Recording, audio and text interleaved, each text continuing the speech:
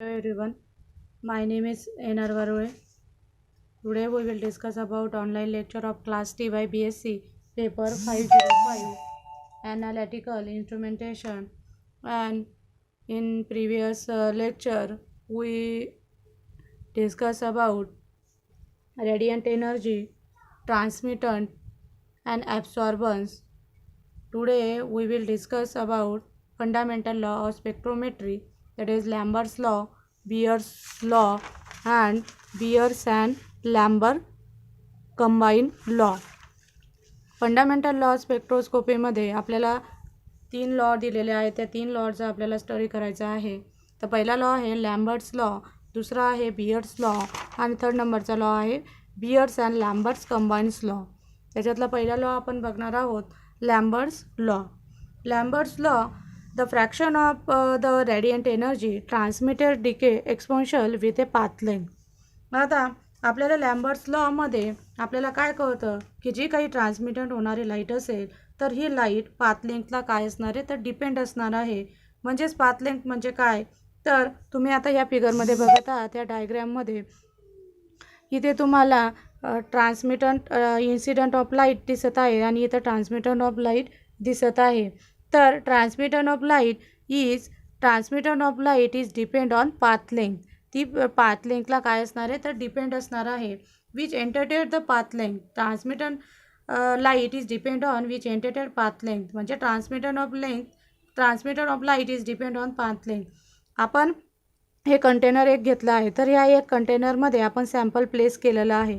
तर sample place करताना ही जी तुम्हाला ही एक कडा दिसत आहे, तर ह्या कडेलाच आपण काय म्हणणार आहोत, पाथ लेंथ असं म्हणणार आहोत. तर ही पाथ लेंथ त्या लाईटचं काय करणार आहे तर इंटरॅक्शन करणार आहेत आणि ह्या पाथ लेंथची साईज किती आणि ती किती प्रमाणात असते, तर हेच म्हणजेच काय असणार आहे तर पाथ लेंथ असणार आहे. तर ह्या पाथ लेंथमध्ये आपल्याला लाईटचं पाथ लेंथचं लाईटमध्ये इंटरॅक्शन होत असताना त्याच्या कंपाऊंडसोबत म्हणून त्या कडेच्या साईजलाच आपण काय म्हटलं आहे, पाथ लेंथ असं म्हटलं आहे. जे ट्रान्समिटंट ऑफ लाईट किंवा इन्सिडंट ऑफ लाईट असेल तर पाथ लेंथ ही काय असणार आहे तर डिपेंड असणार आहे. म्हणजे पाथ लेंथ जर कमी असेल तर ट्रान्समिटंट ऑफ लाईट ही कशी असणार आहे तर जास्त असणार आहे आणि पाथ लेंथ जर इन्क्रीज होत जाईल तसं तसं ट्रान्समिट ऑफ लाईट ही काय होणार आहे, कमी होत जाणार आहे. आणि हे जे ह्या दोघांचं काय असणार आहे, एकमेकांसोबत रिलेशन असणार आहे. तर हे रिलेशन हे कोण एक्सप्रेस केलं आहे तर लॅम्बर्ट्स लॉने हे एक्सप्रेशन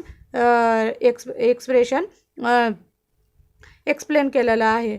म्हणजेच तुम्हाला लॅम्बर्ट्स लॉमध्ये एकच लक्षात ठेवायचं आहे की ट्रान्समिटंट ऑफ लाईट ही कोणावर डिपेंड असते तर पाथ लेंथवर डिपेंड असते. Means radiant energy transmittance decay exponential with a path length. हे and this equation is equal to transmittant is equal to P upon P0, means transmittant of light and incident of light is equal to 10 raised to minus K dash and B. K dash means constant, B means path length and T means transmittant. T तुम्हाला माहीतच आहे ट्रान्समिटंट आहे आणि हे जे equation आहे हे लॅम्बर्ट्स लॉचं equation आहे. नंतर this equation is taking the log of both of side. Log T is equal to log P upon P0 is equal to K dash B. Means log T is equal to K dash B, and this equation is Lambert's law. And this equation is converted into the last equation is minus log T is equal to K dash B. म्हणजेच तुम्हाला लॅम्बर्ट्स लॉमध्ये एकच लक्षात ठेवायचं आहे की ट्रान्समिटंट light असेल तर ही path लेंथला काय असणार आहे, डिपेंड असणार आहे. नंतर आहे Beer's law. Beer's law, the fraction of the radiant energy transmittant of decay exponential with the concentration of sample. Beer's law मध्ये ट्रान्समिटंट ऑफ लाईट ही कोणावर डिपेंड असणार आहे तर कॉन्सन्ट्रेशन ऑफ सॅम्पलवर डिपेंड असणार आहे. ट्रान्समिटंट ऑफ लाईट असेल तर ही it is depend on concentration of sample. म्हणजे ट्रान्समिटंट ऑफ लाईट ही कॉन्सन्ट्रेशन ऑफ सॅम्पलवर डिपेंड असणार आहे. आणि this equation is T is equal to P upon P0 is equal to 10 raised to minus Kc.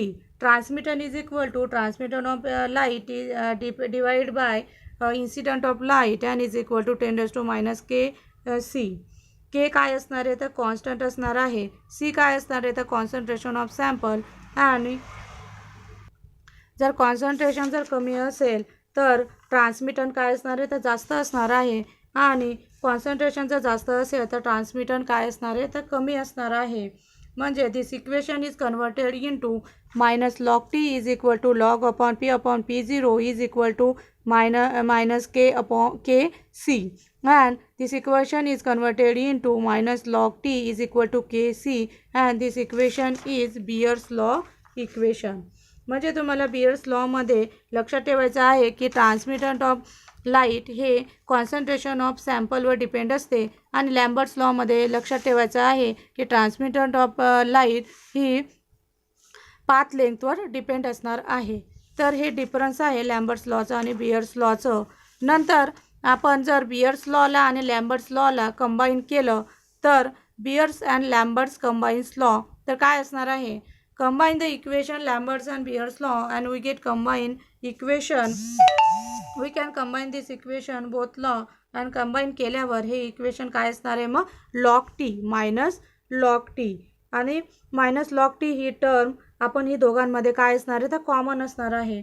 तर k' t is equal to log p/p0 is equal to k' आणि k/bc. आता k' आणि k हे काय वेगवेगळं आहे आणि b आणि c हे सुद्धा काय आहे वेगवेगळं आहे. तर आपण k' आणि kला काय करणार आहोत कॉन्स्टंट मानणार आहोत. आणि कॉन्स्टंटला आपण कुठल्या पार्टमध्ये कन्सिडर करणार आहोत तर एमध्ये आपण त्याला कन्सिडर करणार आहोत. ए म्हणजेच काय असणार आहे तर ॲब्सॉर्बन्स असणार आहे. बघा A is equal to -log t. एला काय log tची व्हॅल्यू पुट केली आणि log t -log t म्हणजे काय असणार आहे log p/p0 म्हणजेच काय असणार आहे तो ॲब्सॉर्बन्स असणार आहे. म्हणजेच तो काय असणार आहे तर ॲब्सॉर्बन्स असणार आहे. आणि ॲब्सॉर्बन्सची व्हॅल्यू आपण log t -log t is equal to log upon p/p0 is equal to ABC. म्हणजेच ए काय असणार आहे मग k' आणि k कॉन्स्टंट असणार आहे. आणि ही व्हॅल्यू आपण इथं पुट केली तर काय असणार आहे A is equal to ABC. And this equation is Beer's and Lambert's combine law. And this equation is known as Beer's and Lambert's combines law. And A is equal to absorbance is equal to -log t is equal to log p/p0 is equal to absorbance. A काय असणार आहे मग constant called absorbability which depends on wavelength and nature of the sample. A काय असणार आहे constant असणार आहे कोणासाठी wavelength and nature of the सॅम्पलसाठी. बी काय असणार आहे मग पाथ लेंथ 3 सेंटीमीटर. सी काय असणार आहे concentration in gram per litre. अशा प्रकारे बियर्स आणि लॅम्बर्ट्स लॉला कंबाईन केल्यावर आपल्याला ए इज इक्वल टू ABC हे इक्वेशन मिळणार आहे. तर तुम्हाला परीक्षेला लॅम्बर्ट्स लॉ बियर्स लॉ विचारलं जाऊ शकतं. तर लक्षात ठेवायचं की Lambert's law transmittance of light path लेंथवर डिपेंड असणारे. बियर्स लॉमध्ये transmittance of light concentration of सॅम्पलवर डिपेंड असणार आहे. आणि Beer's and Lambert's law combine केलं तर काय इक्वेशन मिळणार आहे मग A is equal to ABC हे आपल्याला इक्वेशन मिळणार आहे.